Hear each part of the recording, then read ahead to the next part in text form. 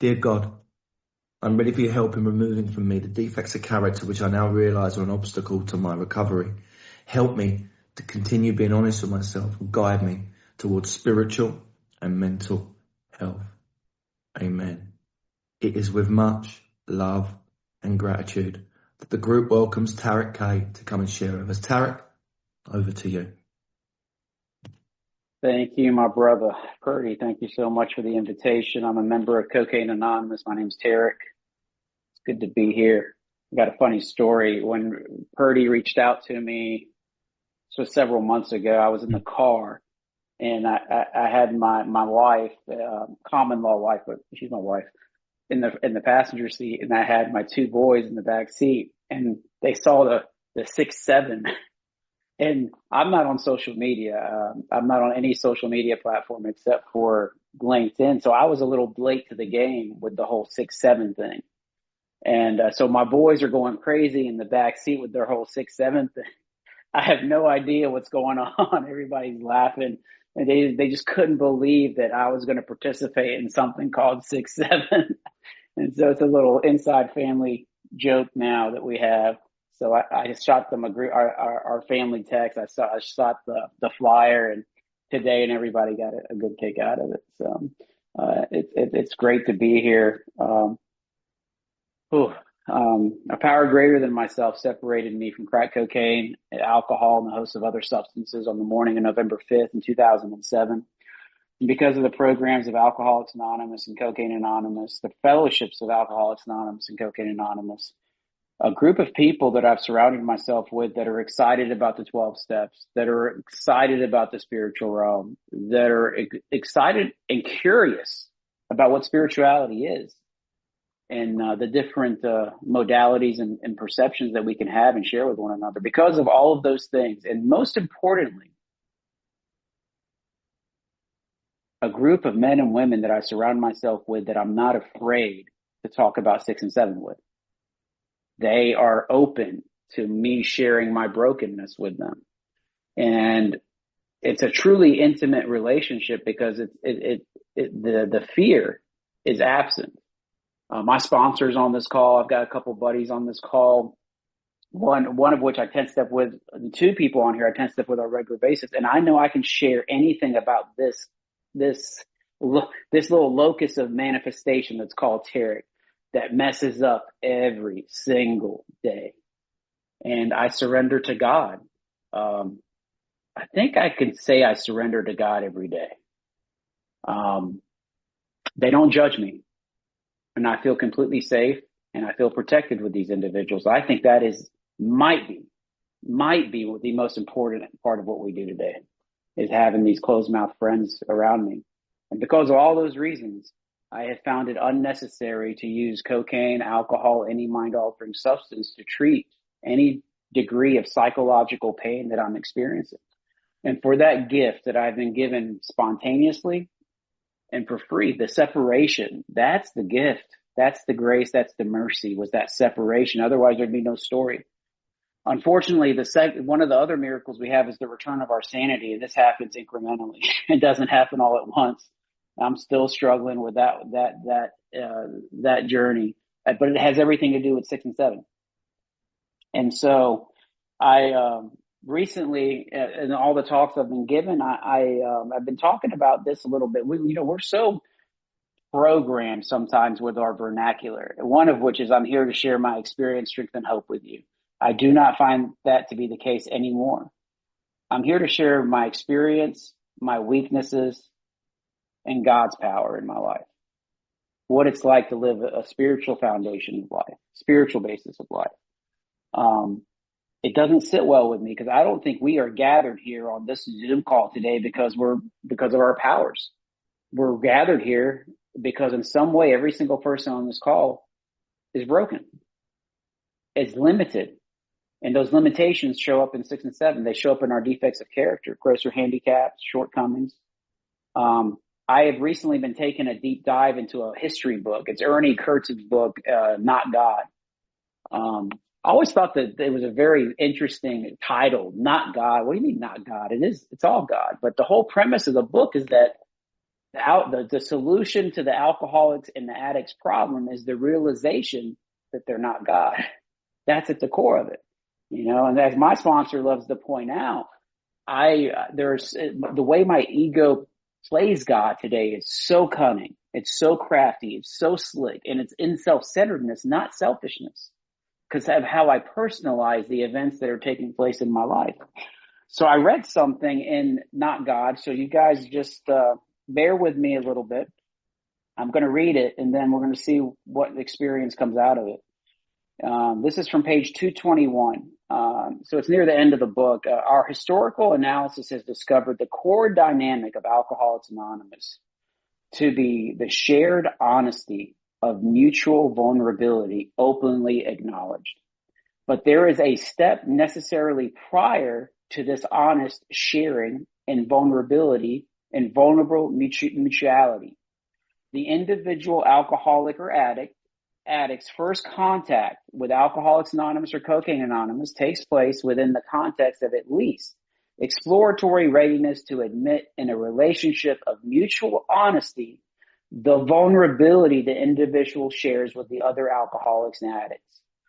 One first attends an AA meeting or CA meeting, that is to say, only if at least wondering about a drinking problem or a cocaine problem or a drug problem, and with at least some confidence that others one might meet there share at least the same wondering. We're all gathered wondering the same thing at some point. This openness, however small, to mutual honesty about shared vulnerability necessarily precedes the capacity to participate in the shared honesty of mutual vulnerability, especially as openly acknowledged.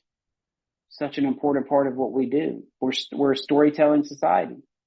And a lot of the stories we tell after we've been sober for a while have to do with 6 and 7. Awareness of this sequence highlights an important point about AA and points up what is perhaps AA's most specific contribution to the modern dilemma concerning limits, a human being's limits, character defects, shortcomings, grosser handicaps. The acceptance of a philosophy of pluralism such as AA's, which is the capacity to accept difference as enriching rather than threatening, and the ability to flourish within the context of the shared honesty of mutual vulnerability openly acknowledged, requires that the foundation of sharing be weakness rather than strength. That strength arises precisely from weakness is the ancient and first fundamental spiritual insight. Let me repeat that. This requires that the foundation of sharing be weakness rather than strength. So after you've been on this path for some time and you realize that you must stay in a constant state of needing help from this power, this entity, this great reality that we call God. And better yet, it's not even needing help from God. It's like sitting down and realizing that I just need to have God in my life. Well, this is important because it makes me more dependent on God when I'm living in that place of realization. So how does this occur at this stage in the game, 18 and a half years in? Because here's the problem. As I get better and my spirit wakes up and the spiritual maladies overcome and I straighten out mentally and physically, I move away from God, believe it or not. Why is that? Because I don't need God as much as I did in the beginning. That's the problem with spirituality. It works. So now I have to make a conscious effort to need God. And where else am I going to do that than 6 and 7? 6 and 7 is it, man. It's what sits me back down at the table with this power that I call God today. And when I said it was a crafty disposition that I'm dealing with here, I'm going to share a story. This is pretty recent. This is probably 5 months ago. It was the beginning of the school year. And this is how cunning and baffling my defects are and how I struggle with 6 and 7 today. Hiding behind a very good motive. I came home from, I can't remember if I was coming home from the gym or I came home from work. And I saw this handout on the kitchen table that said coffee with dads. And I remember thinking, I want to be the best stepdad in the world. I've got two stepsons. I adore them. I'm struggling currently with the 14-year-old, but the 10-year-old he's just the jewel of my life right now. He truly is. And his dad has been in and out. And his dad burnt everything to the ground a few years ago, ended up in jail, and now he's slowly been trying to get back in grounded in his life, but he can't. And so he's absent a lot of the times. And so I asked my wife, I said, hey, I want to do this. I'll participate with Coffee with Dads on Tuesday morning. I'll adjust my travel week for work once a month just so I can show up for this beautiful little boy and I can be the best stepdad in the world. And, she's looking at me like, okay, yeah, I'll go to bat for you. I'll talk to him about it. And she did, but she didn't push very hard because that's the way she is. She wants him to make his own decisions. And his dad doesn't do it. And he ultimately decides he doesn't want anyone to go. He doesn't want to participate with Coffee with Dads. And I had a problem with it. It was creating a situation, a heated situation between me and my wife. So I had to call my sponsor. Called my sponsor, and I don't see a defect, guys. My sponsor talks about blind spots. I'm in one of my blind spots. I can't see it. And I'm having this conversation, and guys, I would pass a lie detector test if I told you I was doing the right thing. It was a good thing. It was based in love. It was unselfish. I want to be there. What I can't see with my self-centeredness and what I can't see with 6 and 7 is when everything has been turned around as if I'm the center of the universe and everything is relating back to myself. It's I've made it about me.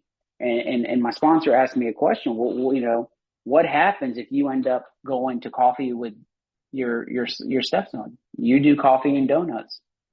And I didn't know the answer to the question, guys.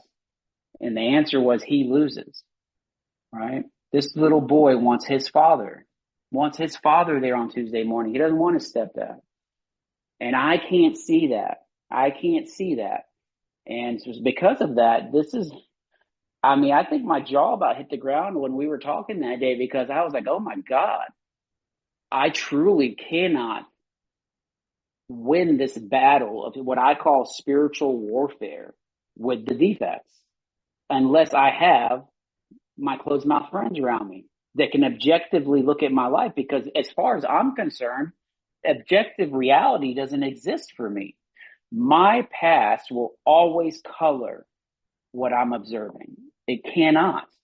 And so in order to break free from that color of the past that my mind does, I have to have the sponsor that I communicate with on a regular basis. I must have a group of closed mouth friends that I can disclose these intimate details to and really talk about it on a regular basis. But here's the other part. Is that I've realized over the last few years, I can't expand that group to 10 people. For some reason, if I keep that to a small group of people, they get to know me very well. They know what I'm going to say before I say it. They can hold me accountable because we're communicating on a regular basis, and I'm not shopping things to people where I tell this person about this area of my life and I tell this person this area of my life. Because these defects it's ironic here because they're what put me in a state of constantly needing God. And the paradox is they're also the things that block me off from God.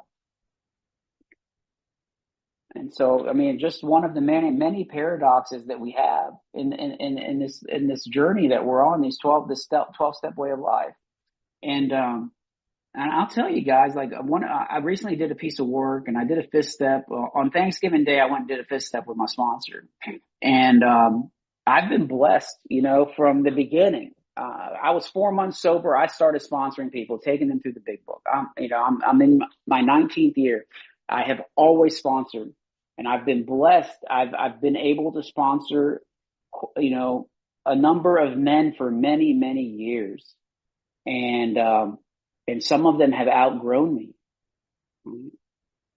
And this is again how this shows up. They call me and tell me they've decided to go to a new sponsor, and somehow I had this new defect that was pointed out to me that I've looked at it so many times, after my sponsor and I did that fifth step, And I have this little journal that I keep, and I look at it, not every morning, but I look at it, and it says one of my belief systems, one of my defects is that investment equals possession. I've invested all this time, all this energy, and into all these men, and I've been their sponsor, and I've helped them, and I've been watching them since day one. I've had a front seat to the transformation. And now I make it about me. It has nothing to do with me. It still hurt. It hurt. I'd be lying to you if I told you it didn't hurt. But what came up was this handicap that I've got, where if I invest my time in another human being, somehow they owe me something. And this is a selfless program. This creates a burn, a friction, and I begin to have an identity crisis around it. And I have been.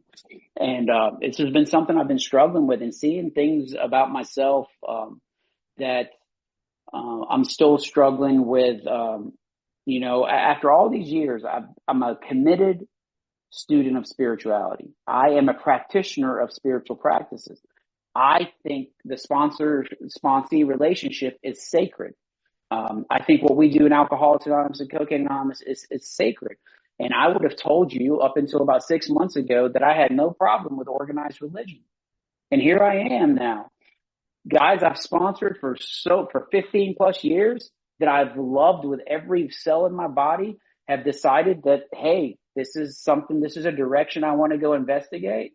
And all of it comes rushing to the surface as if it was 15, 16 years ago.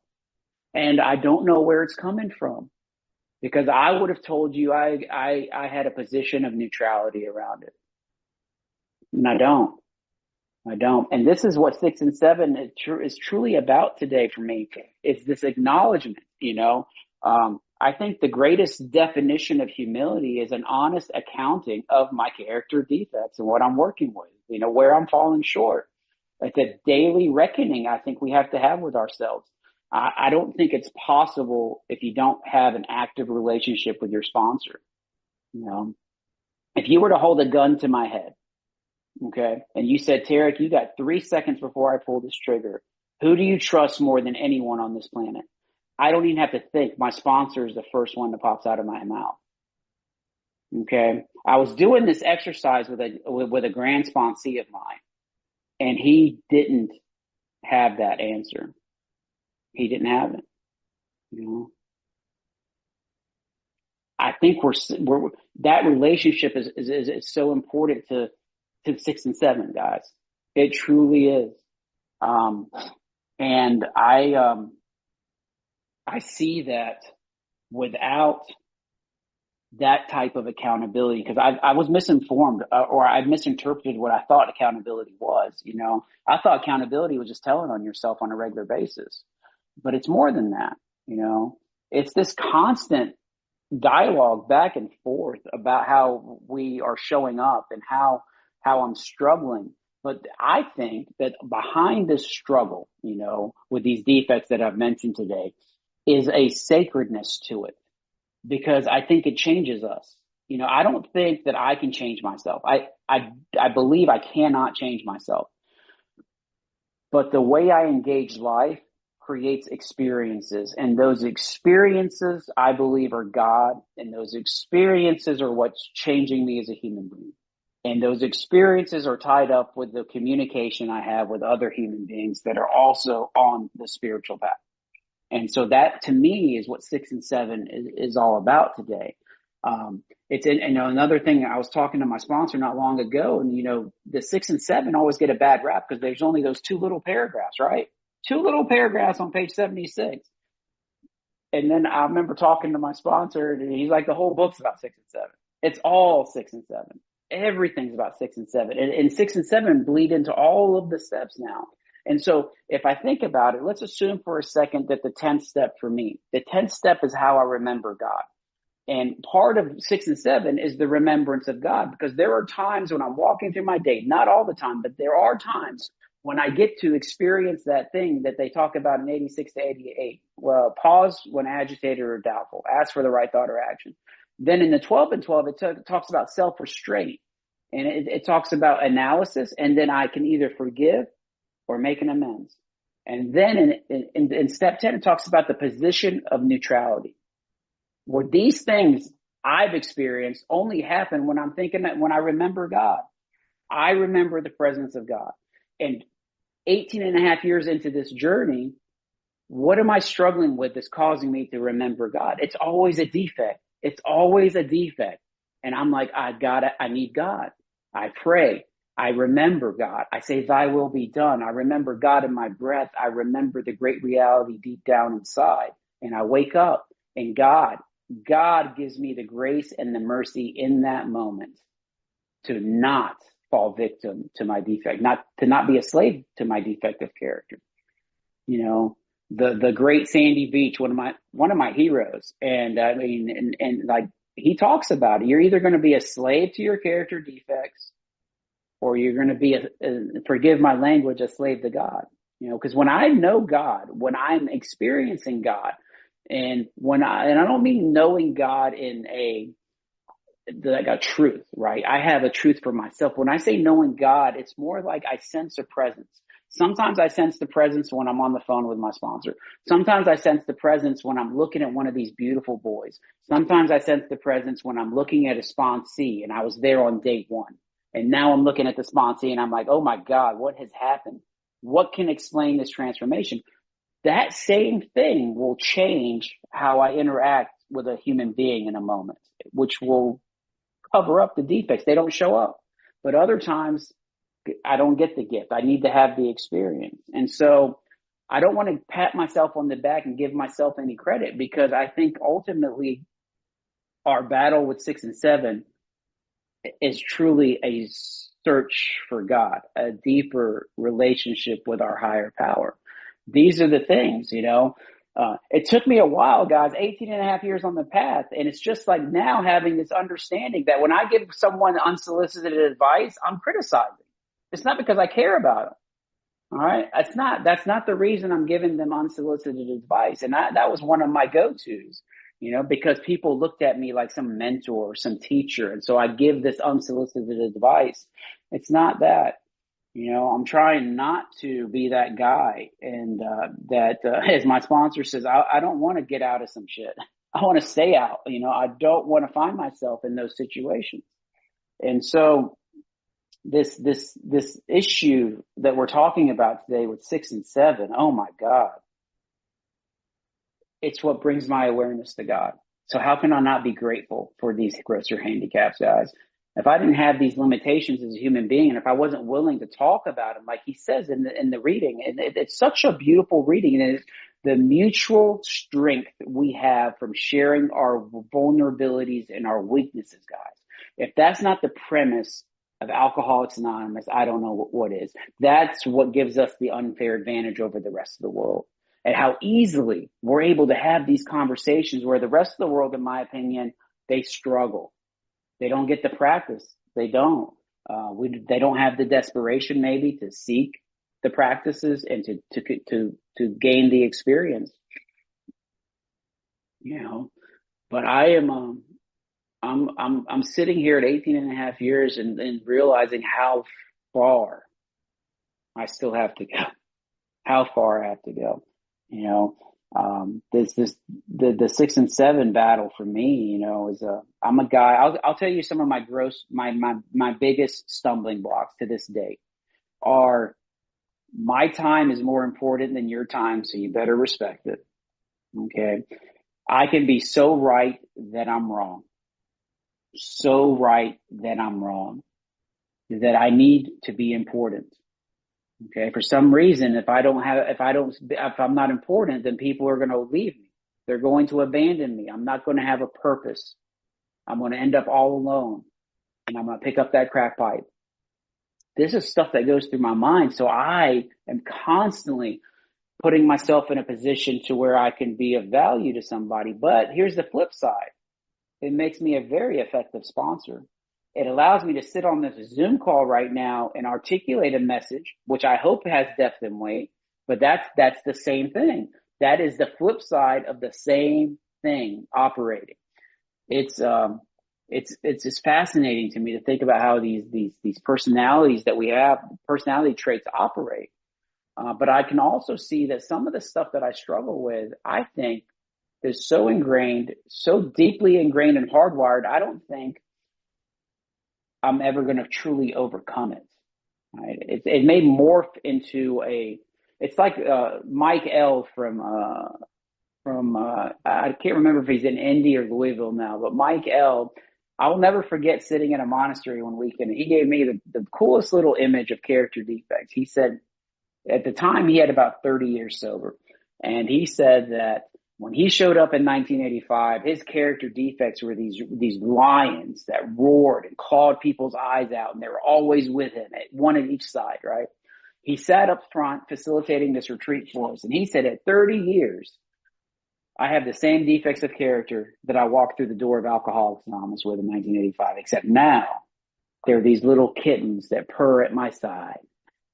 And I understood it, guys. Same stuff 18 and a half years ago I am walking with today.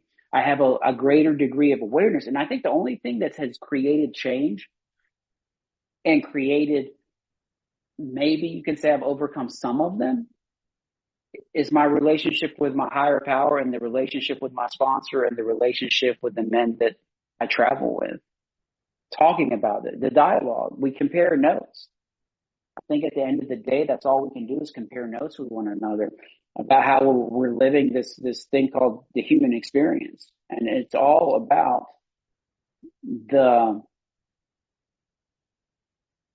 how do we walk with 6 and 7 in these defects of character, these struggles that create massive spiritual experiences. I think about some of the darkest periods of time in my life. The defects that I was experiencing at the time played a role in generating the darkness, and they played a role in generating another surrender. And because of just the gift from God, I wasn't one of the guys that ran away from Alcoholics Anonymous, ran away from Cocaine Anonymous. I didn't go looking for comfort in a drink. I didn't go looking for comfort in a drug for whatever reason. And I don't know the reason. I'm starting to look at it as a gift. I got pushed deeper into step work. I got pushed deeper into my relationship with my sponsor. I got pushed deeper into Alcoholics Anonymous. We in our sponsorship family, we talk about coming all the way in and sitting all the way down. It's almost as if my defects pushed me all the way in and set my ass all the way down. It's crazy to think about it like that, but I can say to you and I mean it, I'm very grateful for my character defects because they push me to my sponsor. They push me into prayer. They push me into meditation, because the blessing I received from God is that I know that every problem I have, the only solution is a spiritual one, right? The only solution for every problem I have is a spiritual one, and there's no problem that I ever experienced that doesn't have separation at the heart of it. And so here we go, the tug of war, back and forth, it's I have discovered here recently that one of the things Bill Wilson didn't like was the absolutes, right? The 4 absolutes. Part of the reason, he said you can't give alcoholics anything concrete, black and white. They won't stand for it. I'm on the fence to it right now because he sort of backtracks a little bit in the 12 and 12 when we get to step 6. And he talks about this idea of seeking spiritual perfection. Now, in the rooms, I'm constantly listening to people, not constantly, but every once in a while, someone shares in a meeting about progress. It's progress, not perfection. But they always leave the adjective spiritual off. Okay. And what I want to emphasize today, that in terms of spirituality, in terms of this cultivating the expectancy of God's presence in my life, if that is something I sincerely desire to cultivate, the presence of God in my life, how do I do that? Through practice of meditation and prayer, breath work, service, all of those things, I think will create that presence. And I think today, having that at the central point of what we're doing here is what 6 and 7 are truly about. Is I have to have that backdrop for me, in terms of, why am I doing my prayer meditation every day? Why am I sacrificing my personal time to work with these guys? Why do I pull out my sane and sound sex ideal for my relationship? Every 3 or 4 months, I send a text message to my wife and I send her my sane and sound sex ideal. And I ask her if it's okay when we go out we have a date night every couple of months. We do a date night. I wish it was more frequent. And she gives me a report card on it. What is she giving me a report card on? She is giving me a report card on 6 and 7. She's given me a report card on 6 and 7. But I don't like to there were several years where I just dropped it on her and told her, hey, let's talk about this right now, without giving her time to think. Okay. It's the same as like someone you owe an amends to. It's a pretty deep emotional amends. And you just you call them up and you say, hey, can we grab some coffee? But you don't mention that you got an amends to make. And then you show up for the coffee and you drop this amends on them and you never gave them a chance to think about it, whether or not they were willing to sit down and have the conversation.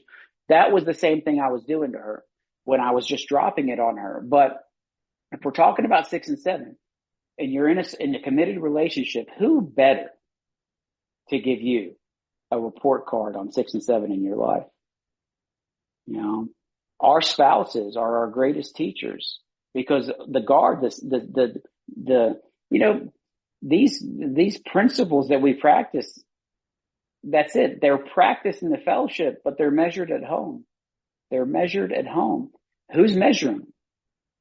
My sponsor doesn't live with me. He gets the best of my ability when I'm trying to report what my awareness has remembered out of a situation, guys. And I don't know about you guys, but I'm willing to bet as I get older, I think this mind that we have, man, when you're reporting something that happened 10 hours ago, guys, man, that ego is so cunning, so baffling. It will take out just some details that twist the picture just a little bit. And that's why one of the other reasons is so important for consistent dialogue with our closed mouth friends. So, but when it comes to reporting on 6 and 7, I would imagine that my wife has a front row seat to 6 and 7 in my life and my boys. And so the most important work I do is not in Alcoholics Anonymous. It's not in Cocaine Anonymous. The most important work I do is within the 4 walls of my home.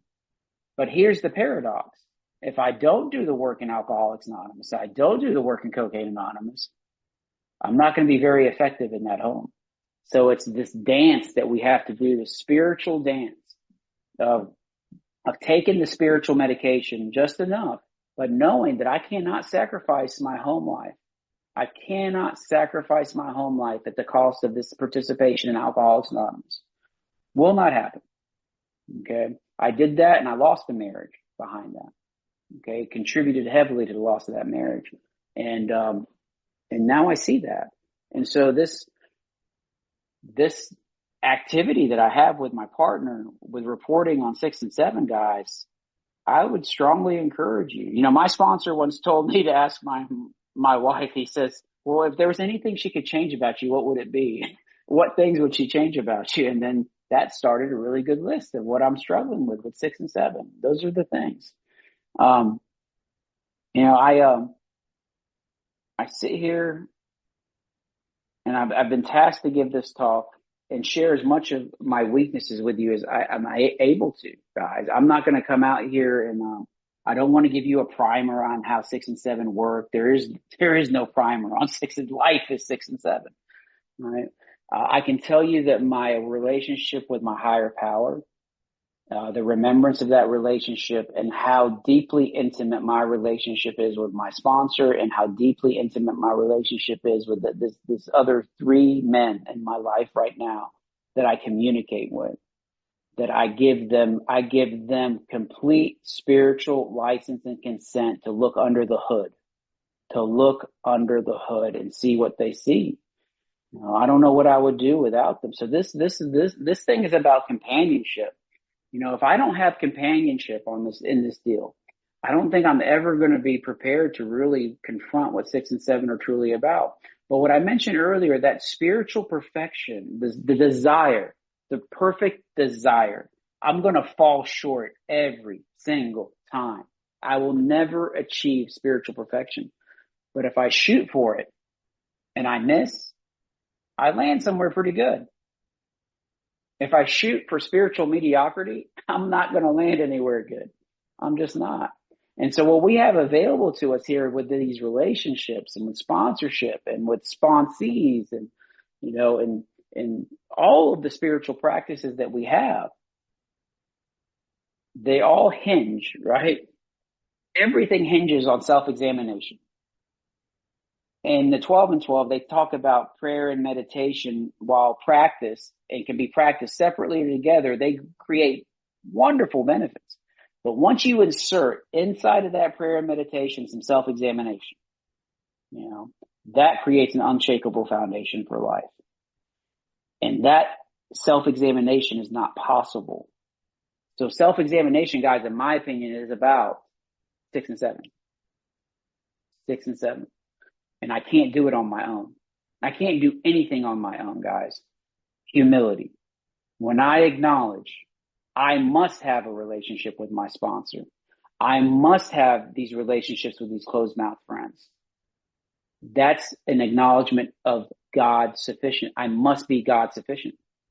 So any of these exercises that move me towards God's sufficiency are moving me away from self-sufficiency. And in my opinion, that's at the center of humility.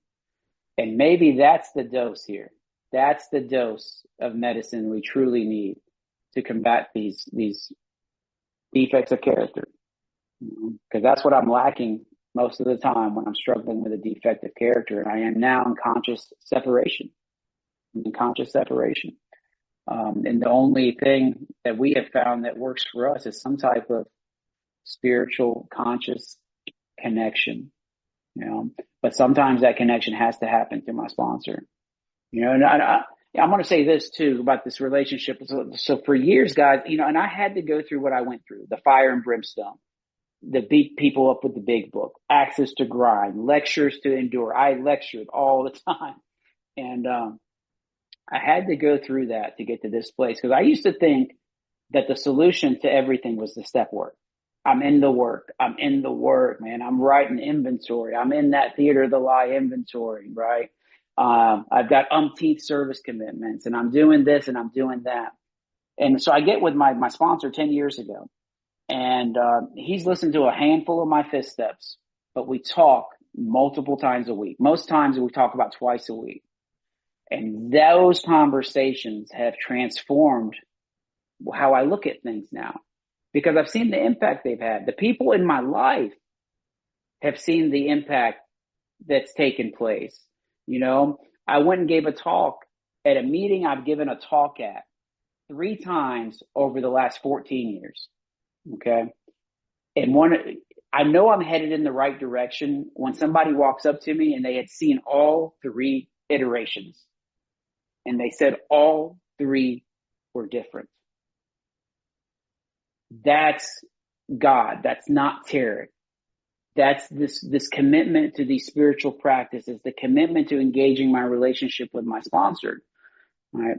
I have realized that there is no one way. This spirituality is not a math equation, guys. It's not.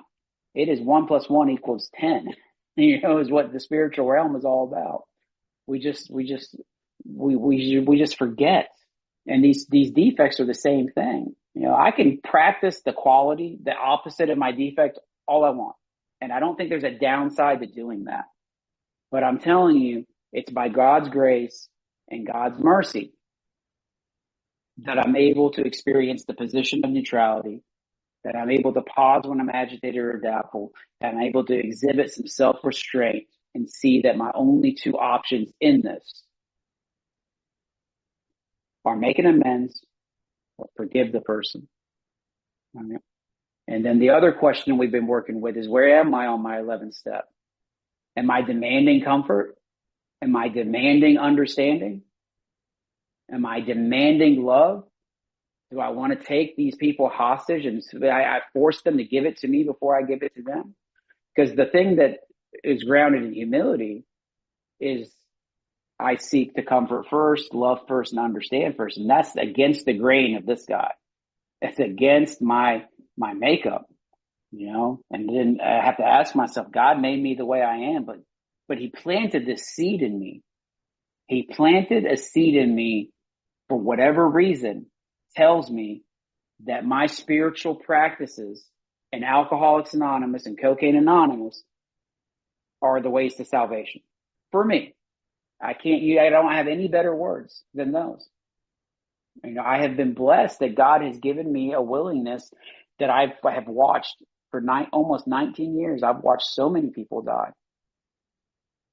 I've watched so many people get the gifts of recovery and they let the gifts AA gave them or CA gave them get in the way of their AA or CA life.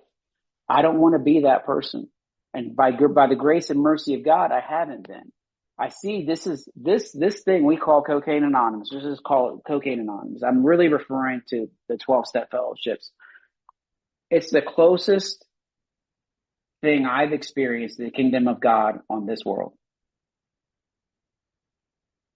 I love it. And maybe that's why it's been so easy for me to stay here, because I fell in love with all of you from the very beginning. From the very beginning, I saw something in the fellowship. And what's really interesting, though, is I'm listening to those words come out of my mouth. Those first 3 years, 04 to 07,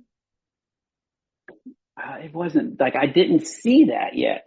But when I came back with the grace and the mercy of a surrender, it was like God split me wide open, and you guys just came in and filled all that space. You were the miracles. You are the evidence of the miracles of what's possible with Alcoholics Anonymous and Cocaine Anonymous. I know that there's not a day goes by that I don't have my daily bread. I don't need to try to get more of it. I have everything I need to confront every challenge that I'm experiencing in life. And I try to remember that. In my morning devotion, every morning I try to remember that. And I know there's one that's looking for every single person on this call, and it's going to find every single person on this call, and that one is Dad. And I am prepared because I have made all of my amends. There's not a person on this planet that I'm consciously aware of that I owe an amends to. So in that moment, when death comes for me, and I pray that I see it coming, it's going to be a clean death. I'm not going to have a ton of regret. If only I'd made that amends. If only I had tried to make that relationship better, right? I don't have that right now. I feel like I've handled everything the way I was supposed to handle it because my relationship with God is right. So what if the way we live our lives is preparing for that moment? What if? That's all this life is about. And I have a debt to repay, God, and I'm the only one that can repay that debt. The greatest gift God has ever given me is my recovery. And what I've done with my recovery has been my gift back to God. And I hope God is pleased with my gift to him as I am with his gift to me. I'm a member of Cocaine Anonymous. My name's Tarek. Very beautiful, brother. Thank you so much. What a beautiful share, man. You were heard, you were heard. I appreciate you, brother. I'm really grateful that you're here. Guys, let's all just take a moment. My Creator, I'm now willing that you should have all of me, good and bad. I pray that you now remove from me every single defect of character which stands in the way of my usefulness to you and my fellows. Grant me strength as I go out from here to do your bidding. Amen. I'd like to now hand back to Tarek to take us out with a prayer or reading of your choice, please, mate. Thank you, Purdy. Thank you for the group's invitation to be with you today. Let's have a few moments of silence, and then I'm going to read Thomas Merton's prayer of surrender. My Lord God, I have no idea where I'm going. I do not see the road ahead of me. I cannot know for certain where it's going to end. Nor do I really know myself. And the fact that I think I am following your will does not mean that I'm actually doing so. But I believe the desire to please you does in fact please you, and I hope I have that desire in everything that I do. I know that if I do this, you will lead me by the right road, although I may know nothing about it. Therefore will I trust you always, though I may seem to be lost and in the shadow of death. I will not fear, for you are ever with me, and you will never leave me to face my perils alone. Amen.